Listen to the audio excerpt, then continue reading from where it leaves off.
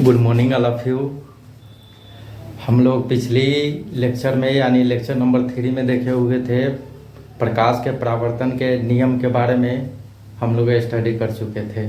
तो आज हम लोग उससे आगे पढ़ेंगे। तो यह है जो अगला जो पार्ट है लेक्चर नंबर 4। आइए उसको हम लोग बेहतरीन ढंग से आपस में मिलकर इसको स्टडी करते हैं। चलिए तो हेडिंग लगाते हैं प्रतिबिंब।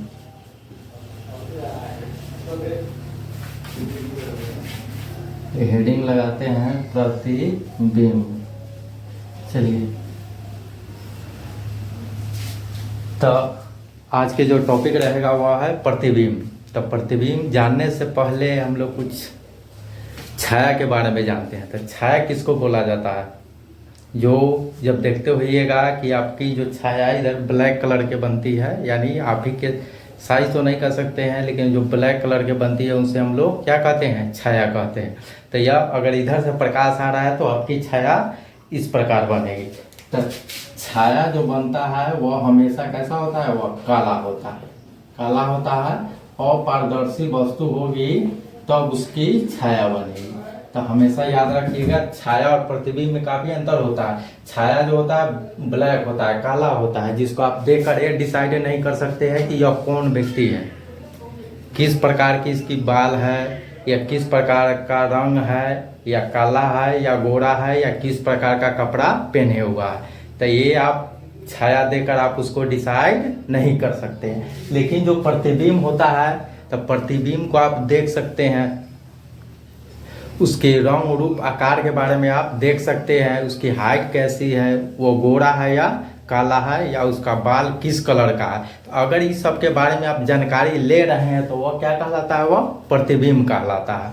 एग्जाम्पल के तौर पे हम लोग जो दर्पण में अपना चेहरा देखते हैं, तो अगर चेहरा देखते हैं तो आपकी जो उसमें जो बिंब बनती है वह क्या होता है? वह प्रतिबिंब होता है। तो वह जो प्रतिबिंब आप देखते हैं वह काल्पनिक होता है, जो आगे हम लोग स्टडी करेंगे।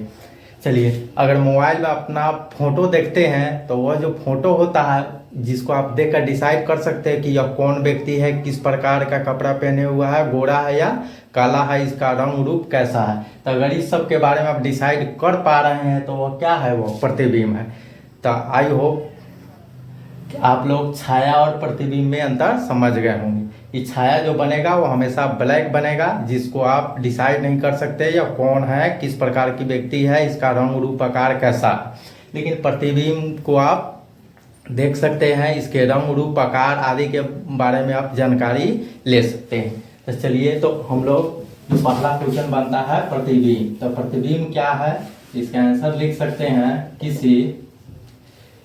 अब चलिए प्रतिबिंब को जानने से पहले प्रतिबिंब हमेशा प्रकाश के परावर्तन के कारण या किसके कारण बनता है? या अपवर्तन के कारण बनता है। हमेशा परावर्तन के कारण अगर बनेगा तो वह दर्पण में प्रतिबिंब बनेगा। अगर अपवर्तन के कारण जो प्रतिबिंब बनेगा वो हम लोग लेंस में पढ़ेंगे, जो नेक्स्ट चैप्टर में पढ़ेंगे। तो हम लोग दर्पण पढ़ेंगे तो प्रकाश का परावर्तन के कारण किसका निर्माण होगा? प्रतिबिंब का। या अपवर्तन के कारण भी किसका निर्माण होगा? वह प्रतिबिंब का होगा। तो अपवर्तन हम लोग नहीं पढ़ेंगे, अपवर्तन नेक्स्ट चैप्टर में पढ़ेंगे। चलिए तो आते हैं प्रतिबिंब क्या है। तो प्रतिबिंब को समझने से समझते हैं, देखते हैं किसी बिंदु स्रोत से, किसी बिंदु स्रोत से आ रही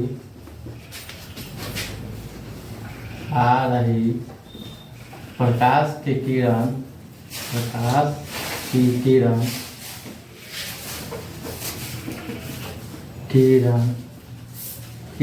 परावर्तन के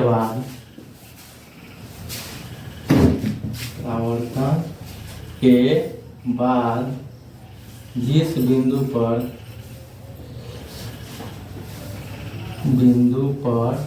मिलती है या मिलती हुई प्रतीत होती है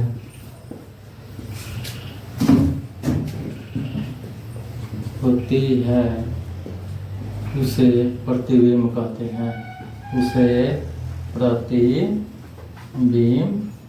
कहते हैं। चलिए, कह रहा कि प्रतिबिंब क्या है, तो किसी बिंदु स्रोत से आ रही प्रकाश की किरणें परावर्तन के बाद जिस बिंदु पर मिलती है या मिलती हुई प्रतीत होती है उसे हम लोग क्या कहते हैं, प्रतिबिंब कहते हैं। चलिए, तो प्रतिबिंब के प्रकार, प्रतिबिंब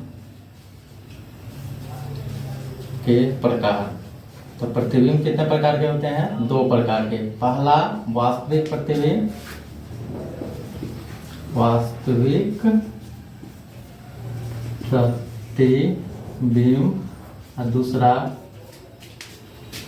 दूसरा आभासी या काल्पनिक प्रतिबिंब, आभासी या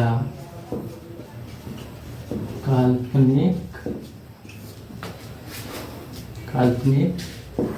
प्रतिबिंब। चलिए, तो समझते हैं बारी बारी से कि प्रतिबिंब कितने प्रकार के होते हैं, दो प्रकार के। पहला वास्तविक प्रतिबिंब, दूसरा आभासी या काल्पनिक प्रतिबिंब। तो वास्तविक प्रतिबिंब क्या होता है कि वास्तविक प्रतिबिंब में अगर प्रकाश की किरण जा रही है तो जाने के बाद टकराने के बाद वो मिलती है, तो आप उसको देख सकते हैं। अगर उसको देख सकते हैं उस प्रतिबिंब को, अगर उसको आप पर्दे पर उतार सकते हैं तो आप कौन सी प्रतिबिंब है, वह वास्तविक प्रतिबिंब, जिसको आप देख सकते हैं, पर्दे पर उतार सकते हैं, तो वैसे प्रतिबिंब क्या कहलाएंगे, वह वास्तविक प्रतिबिंब। आभासी या काल्पनिक प्रतिबिंब, जिस प्रतिबिंब को आप देख नहीं सकते, सिर्फ अनुमान लगा सकते हैं, कल्पना कर सकते हैं, तो वे प्रतिबिंब क्या कहलाएंगे, आभासी या काल्पनिक प्रतिबिंब कहलाएंगे। इस प्रतिबिंब को आप पर्दे पर नहीं उतार सकते हैं। कोई डाउट है? जैसे आप दर्पण में अपना चेहरा देखते हैं, तो अगर चेहरा देखते हैं तो आप क्या कहते हैं कि यह मेरा ही प्रतिबिंब है। तो अगर आपका प्रतिबिंब है तो वह प्रतिबिंब कैसा है, वह काल्पनिक है। काल्पनिक कैसे है, जो हम लोग आगे चल के उसको देख लेंगे कि वो काल्पनिक कैसे है।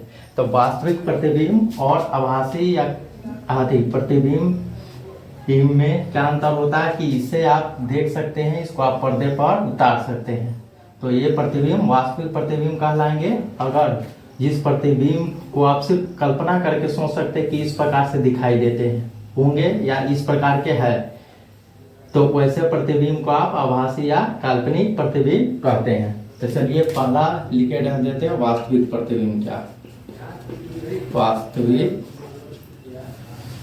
प्रतिबिंब। चलिए क्या लिख सकते हैं, किसी बिंदु स्रोत से, किसी बिंदु स्रोत से आ रही प्रकाश की किरणें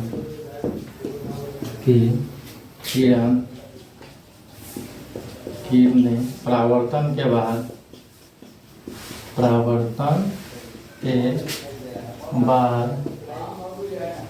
जिस बिंदु पर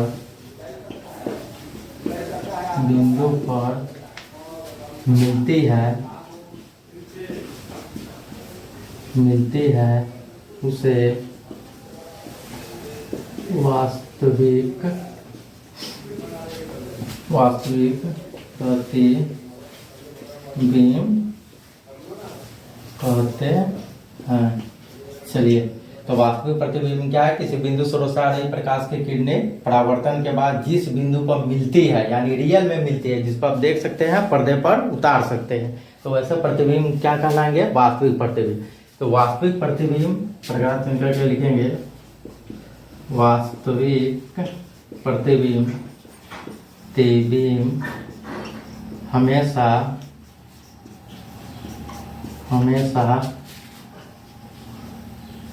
उल्टा बनता है। इसे पर्दे पर प्राप्त किया जा सकता है। अर्थात वास्तविक प्रतिबिंब कैसा होता है, या वास्तविक प्रतिबिंब हमेशा उल्टा बनता है, इसे पर्दे पर प्राप्त किया जा सकता है। तो उल्टा कैसे बनता है ये हम देख लेते हैं। यह अवतल दर्पण है जो आगे चलकर हम लोग पढ़ेंगे दर्पण के बारे में। अब देख लीजिए यह क्या हो गया, P हो गया, यहाँ F हो गया, यहाँ C हो गया। तो कोई वस्तु यहाँ रखी हुई तो इससे प्रकाश जाएगा तो यह किससे होकर गुजरेगा, या चलिए कोई वस्तु प्रधान अक्ष हो गया, यहाँ पे कोई वस्तु रखा है किससे होकर गुजरेगा, या फोकस से होकर गुजरेगा। एक और प्रकाश की किरण आएगी जो वक्ता केंद्र से होकर गुजरे, फिर रिफ्लेक्शन के बाद इसी डायरेक्शन में वापस। यहाँ पे रियल में मिल रहा है, अब जिसको देख रहे हैं तो ये कौन सा प्रतिबिंब हो जाएगा, या वास्तविक प्रतिबिंब कहलाएगा। क्योंकि अगर प्रकाश की किरण गया है तो रिफ्लेक्शन के बाद एक फोकस से होकर गुजरा है, एक और एक खींचे है जो वक्ता केंद्र से होकर गुजरा है। तो आप यहाँ पे क्रॉस कर रहा है तो यानी यह रियल में मिल रहा है, तो रियल में मिल रहा है तो इसका मतलब कौन सा प्रतिबिंब हो जाएगा, या वास्तविक प्रतिबिंब हो जाएगा। अब उल्टा क्यों होता है देख लीजिए, यह प्रधान अक्ष है, वस्तु प्रधान अक्ष के कहाँ है, वह ऊपर है, लेकिन इसका प्रतिबिंब कहाँ बन रहा है, नीचे बन। तो अर्थात क्या हो गया, वास्तविक प्रतिबिंब हमेशा कैसा बनता है, या उल्टा बनता है। वस्तु ऊपर है लेकिन प्रतिबिंब इसका नीचे है, अर्थात उल्टा हो गया। तो वहीं वास्तविक प्रतिबिंब किसी बिंदु स्रोत से आ रही प्रकाश की किरणें परावर्तन के बाद जिस बिंदु पर मिलती है, रियल में मिलती है, जिसे आप देख सकते हैं पर्दे पर उतार सकते हैं, उसे वास्तविक प्रतिबिंब कहते हैं। वास्तविक प्रतिबिंब देखने के लिए हम लोग जो सैलून में जो दर्पण लगा रहता है अवतल दर्पण, तो उसके अगर दूरी आप वहाँ जाकर बदलते रहते हैं तो आपका प्रतिबिंब की स्थिति भी क्या होती रहती है, वो बदलती रहती है। तो पढ़ेंगे हम लोग जब अवतल दर्पण के बारे में तो वहाँ अच्छे से विश्लेषण कर लेंगे। चलिए साइड हो जाते हैं, उतार लीजिए।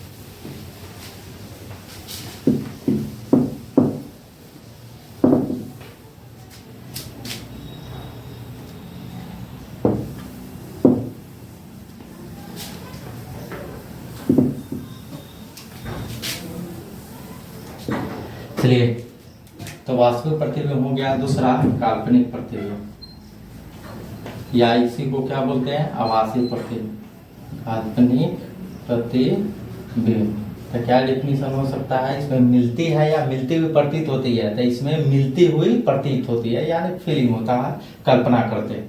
तो लिख सकते हैं किसी बिंदु स्रोत से, किसी बिंदु स्रोत से आ रही प्रकाश की किरणें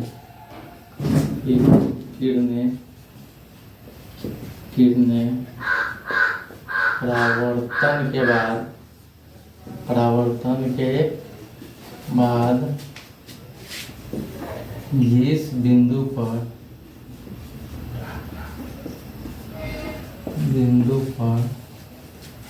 मिलती हुई प्रतीत होती है उसे काल्पनिक प्रतिबिंब कहते हैं।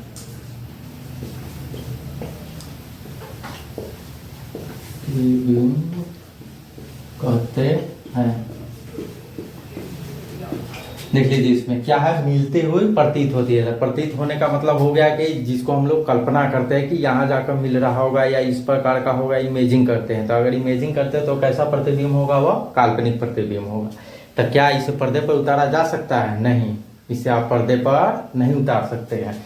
तो यह जो प्रतिबिंब बनेगा कैसा बनेगा, सीधा या उल्टा। तो यह प्रतिबिंब हमेशा कैसा बनता है, या सीधा बनता है। सीधा बनता है तो इसे आप पर्दे पर उतार नहीं सकते। क्यों नहीं उतार सकते हैं, क्योंकि इसमें हम लोग कल्पना करते हैं कि इस प्रकार से होगा। तो अगर कल्पना कर रहे हैं तो वैसे प्रतिबिंब को आप उतार नहीं सकते हैं। तो लिख सकते हैं काल्पनिक प्रतिबिंब प्रतिबिंब सीधा बनता है, सीधा बनता है। इसे पर्दे पर प्राप्त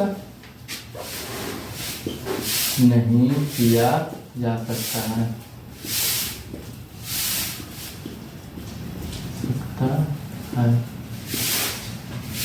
चलिए, तो काल्पनिक प्रतिबिंब हो गया, इसे आप पर्दे पर नहीं प्राप्त कर सकते हैं। या कैसा प्रतिबिंब बनता है? या हमेशा सीधा प्रतिबिंब बनता है। वास्तविक प्रतिबिंब कैसा बनता है? या हमेशा उल्टा बनता है। आप उसको देख सकते हैं, अगर देख सकते हैं तो उसको पर्दे पर उतार सकते हैं। तो अर्थात वो कौन सा प्रतिबिंब होगा? वो वास्तविक प्रतिबिंब। चलिए,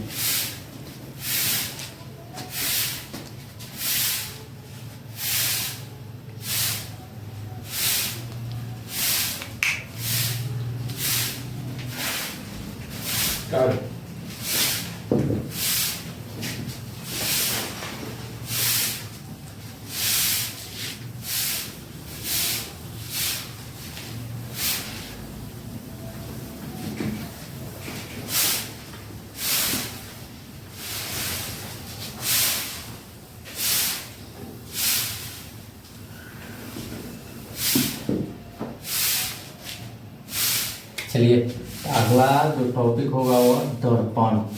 क्या होगा? दर्पण यानी मिरर। दर्पण क्या होता है? सबसे पहला सवाल, जो दर्पण होता है यह एक परावर्तक सतह होता है जिसका एक भाग कलई किया हुआ रहता है। यानी कलई करने का मतलब एक भाग को रंजित कर दिया जाता है। यानी कोई पारदर्शी पदार्थ लीजिए जिसको आर पार आप देख सकते हैं, उसके एक भाग को आप पेंट कर दीजिए। जैसे पेंट कर दीजिएगा तो वो क्या कहलाएगा? वो दर्पण कहलाएगा। अगर पेंट नहीं रहेगा तो वो पारदर्शी पदार्थ ही कहलाएगा।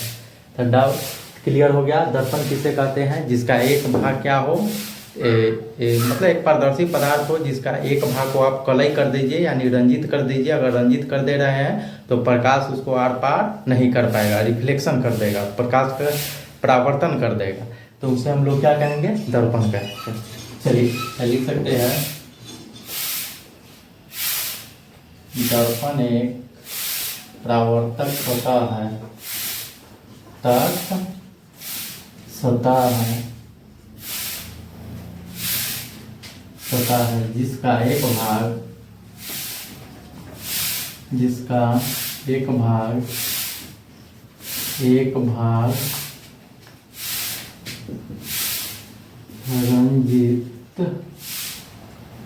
रंजित या इसी को कलई का मतलब क्या हो गया? पेंट कलई किया हुआ रहता है,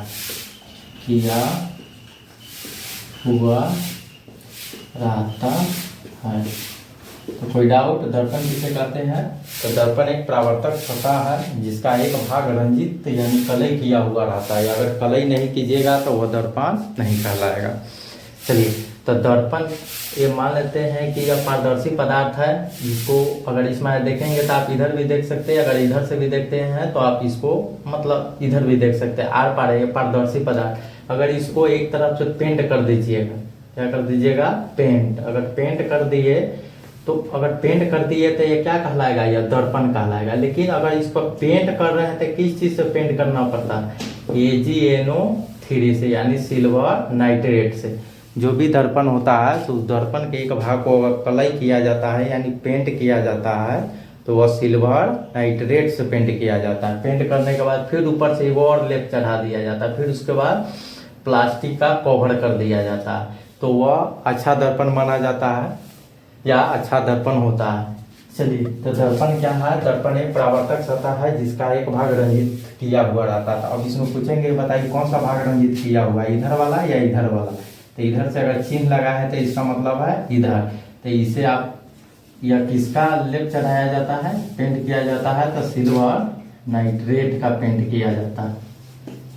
तो पूछा जाएगा ऑब्जेक्टिव में कि बताइए कि दर्पण का जिस भाग को कलई किया जाता है यानी रंजित किया जाता है, पेंट किया जाता है, वो पेंट किसका होता है? बताओ, सिल्वर नाइट्रेट का होता है। तो कोई डाउट? आगे दर्पण के प्रकार या दर्पण के कितने भाग में बांटा गया है? 2। पहला एक होता है समतल दर्पण, समतल दर्पण, और दूसरा गोलीय दर्पण, गोलीय दर्पण। तो चलिए, तो दर्पण समझ गए। दर्पण के कितने भाग बटा गया है? दो, एक समतल दर्पण, एक गोलीय दर्पण। तो समतल दर्पण की कैसे पहचानेंगे कि यह समतल दर्पण है? तो यानी वैसे दर्पण जिसका परावर्तक सतह क्या हो? समतल हो, यानी बराबर हो, एकदम बराबर हो, तो वैसे दर्पण को हम लोग समतल दर्पण कहेंगे। यानी अगर गोलीय दर्पण, तो गोलीय दर्पण एक गोला से बना हो, किसी खोखले गोले को पेंट करके अगर बनाया जाएगा दर्पण, तो वह कौन सी दर्पण कहलाएगा? वह गोलीय दर्पण कहलाएगा। तो डाउट क्लियर हो गया। समतल दर्पण क्या है? तो वैसे दर्पण जिसका परावर्तक सतह क्या हो? समतल हो, यानी बराबर हो, तो वह समतल दर्पण कहलाएगा। गोलीय दर्पण क्या है? तो वैसे दर्पण जो किसी खोखले गोले को पेंट करके अगर बनाया जाएगा, तो वैसे दर्पण को हम लोग गोलीय दर्पण कहते हैं। चलिए, तो लगाते हैं। सबसे पहले हम लोग पढ़ते हैं समतल दर्पण।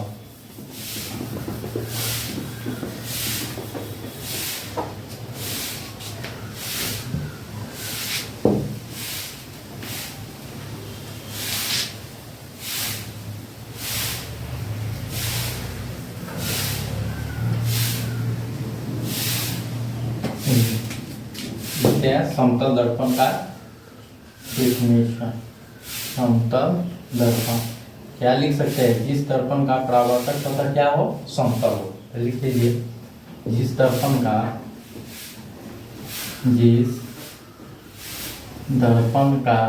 परावर्तक सतह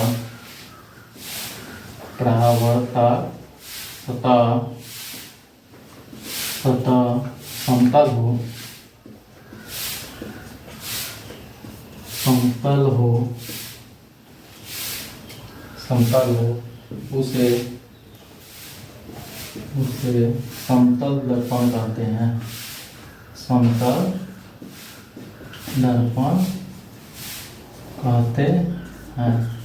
चलिए, तो बनाना चाहते हैं समतल दर्पण को, तो इस प्रकार से आप बना सकते हैं। इसका एक भाग को क्या कर दीजिए? रंजित कर दीजिए। रंजित के मतलब कलई कर दीजिए। तो कलई किससे किया जाता है? या सिल्वर नाइट्रेट, AgNO3 से, सिल्वर नाइट्रेट से कलई कर दीजिए। फिर उसको प्लास्टिक का कवर चढ़ा दीजिए, तो कौन सी दर्पण होगा? समतल दर्पण। तो समतल दर्पण का अगर एग्जाम्पल देखा जाए, तो हम लोग जो चेहरा देखते हैं, तो चेहरा देखते हैं तो वो कौन सा दर्पण होता है? समतल दर्पण।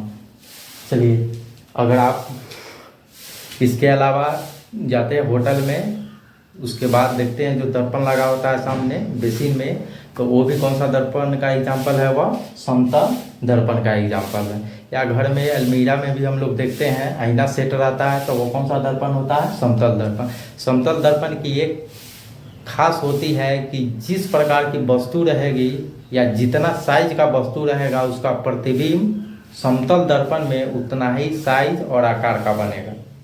इसमें एक खासियत है। इसलिए हम लोग चेहरा देखने के लिए किस दर्पण का प्रयोग करते हैं? समतल दर्पण का करते हैं, ताकि उसमें पता चले कि मेरा चेहरा किस प्रकार से दिखाई दे रहा है।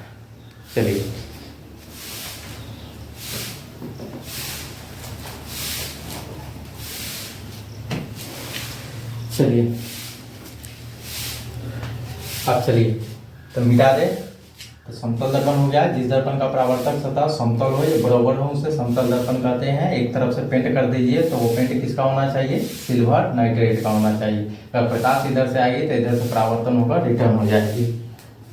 चलिए, तो अब समतल दर्पण की विशेषता के बारे में पढ़ लेते हैं।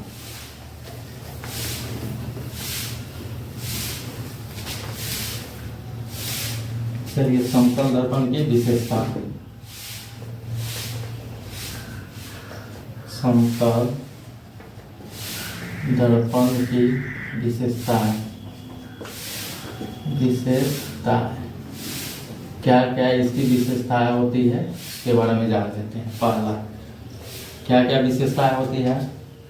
तो दर्पण में अगर आप अपना चेहरा देख रहे हैं, तो उसका जो प्रतिबिंब बनेगा वह दर्पण के कहाँ बनेगा? वो पीछे। यानी ये दर्पण है, तो इसका कलई किया हुआ भाग है KgNO3 से। तो अगर कोई वस्तु यहाँ पे रखे हुए हैं, तो कोई वस्तु है यहाँ, तो इसका अगर प्रतिबिंब इसमें बन रहा है तो वह दर्पण के कहाँ बन रहा है, या दर्पण के पीछे, यानी दर्पण में अगर बन रहा है तो वो कहाँ बन रहा है, वह पीछे। तो पहला जो विशेषता हो जाएगा, प्रतिबिंब कहाँ बनेगा, दर्पण के पीछे। तो लिख लीजिए प्रतिबिंब दर्पण के कहाँ, पीछे बनता है, पीछे बनता है। चलिए, तो पहला हो गया प्रतिबिंब दर्पण के कहाँ बनता है, या पीछे बनता है। अगर आप इस फ्रंट साइड में है तो दर्पण में देखिएगा कि आपका प्रतिबिंब कहाँ बन रहा है, वो दर्पण के पीछे बन रहा है। अब दूसरा खासियत क्या है, विशेषता समतल दर्पण के, कि अगर वस्तु या मान लेते हैं 5 फीट का है, तो इसमें अगर प्रतिबिंब बनेगा तो इसका कितना फीट का प्रतिबिंब बनेगा, या 5 फीट का बनेगा। यानी जितना बड़ा वस्तु होगा उतना ही बड़ा इसमें क्या बनेगा, प्रतिबिंब बनेगा, या न छोटा बनेगा न बड़ा बनेगा। तो इसलिए हम लोग देखते हुएगा कि जब घर में समतल दर्पण में हम लोग चेहरा देखते हैं तो दर्पण यहाँ रखते हैं तो देखते हैं कि सिर्फ चेहरे दिखाई देता है, सब भाग दिखाई नहीं देता। क्यों नहीं दिखाई देता, तो रीजन यही है क्योंकि दर्पण का साइज क्या है, छोटा है। यह दर्पण कौन सा है, यह समतल दर्पण है। तो समतल दर्पण में क्या है कि जितने बड़ी वस्तु को आपको प्रतिबिंब बनाना है या देखना है तो उतना ही साइज के आप कम से कम उसको आधे साइज के अगर दर्पण को रख रहे हैं तब उस वस्तु को प्रतिबिंब को पूरा पूरा आप देख सकते हैं। वही अलमीरा में अगर लगा रहता है दर्पण तो उसके सामने हम जाते हैं तो मेरा उसमें प्रतिबिंब पूरा बनता है। क्यों बनता है, क्योंकि वह जो दर्पण है वह समतल दर्पण है, वह हमारे बराबर के अति दर्पण है साइज में, जिसके कारण से मेरा प्रतिबिंब उसमें बन रहा है। तो समतल दर्पण का दूसरा विशेषता ये होती है कि जितनी साइज की अगर वस्तु रहेगी तो उसमें प्रतिबिंब उतना ही साइज का बनेगा। तो लिख सकते हैं हम वस्तु के आकार के बराबर प्रतिबिंब बनता है। चलिए दूसरा, वस्तु के आकार के बराबर प्रतिबिंब बनता है, प्रतिबिंब बनता है। नोट क्लियर हो गया। चलिए हो गया। तो दूसरा, वस्तु के आकार के बराबर प्रतिबिंब बनता है। तीसरा, चलिए अब देख लीजिए। तो अगर वस्तु 5 फीट के है तो इसमें प्रतिबिंब कितने फीट का बनेगा, 5 फीट। अगर 2 फीट है तो 2 फीट, अगर 3 फीट है तो 3 फीट, अर्थात इसके वस्तु के आकार के बराबर प्रतिबिंब बनता है। तीसरा है कि यह मतलब वस्तु के क्या बनता है, उल्टा या सीधा, तो सीधा बनता है। अगर इसका चेहरा ऊपर है तो इसमें अगर देखिएगा इसका प्रतिबिंब में तो इसका चेहरा कहाँ होगा, या ऊपर होगा, अब पैर कहाँ होगा, नीचे होगा। तो अर्थात कह सकते हैं कि वस्तु की अपेक्षा जो प्रतिबिंब बनता है कैसा बनता है, या सीधा। अगर सीधा बनता है तो कैसा प्रतिबिंब, काल्पनिक या वास्तविक, तो काल्पनिक।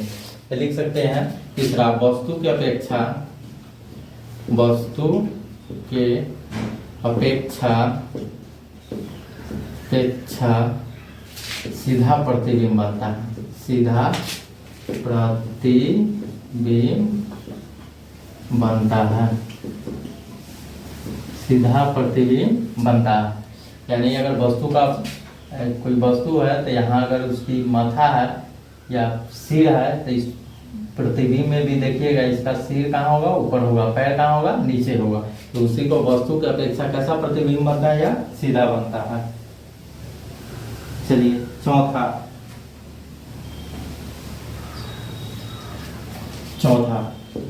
चौथा क्या होता है कि प्रतिबिंब, लिख लीजिए चौथा, प्रतिबिंब पार्श्विक रूप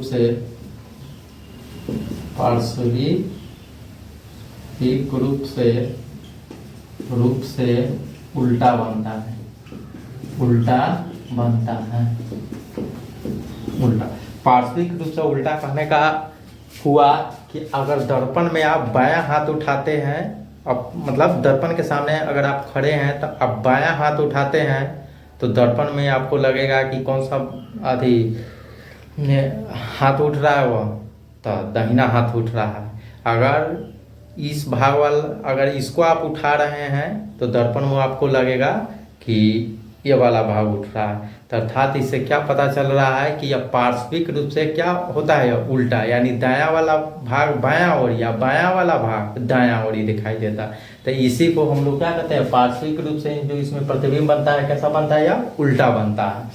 चलिए, तो अगर वस्तु की अपेक्षा सीधा प्रतिबिंब होता है, यानी ऊपर वाला भाग ऊपर, नीचे वाला भाग नीचे बनता है। लेकिन पार्श्विक रूप से उल्टा है, यानी दाहिना वाला भाग बायां में दिखाई देता है, बायां वाला भाग दाहिना में। अगर ये वाला बाह उठाइएगा तो ये वाला उसमें फिल्म होगा, अगर ये वाला उठाइएगा तो ये वाला फिल्म होगा। चलिए, पंचमा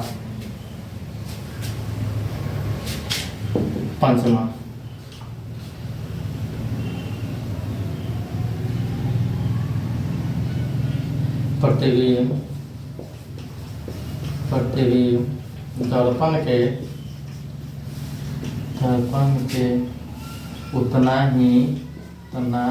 ही पीछे बनता है,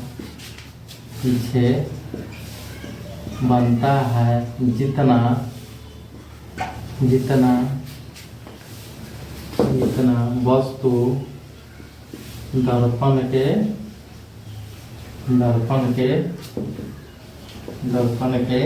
आगे होता है।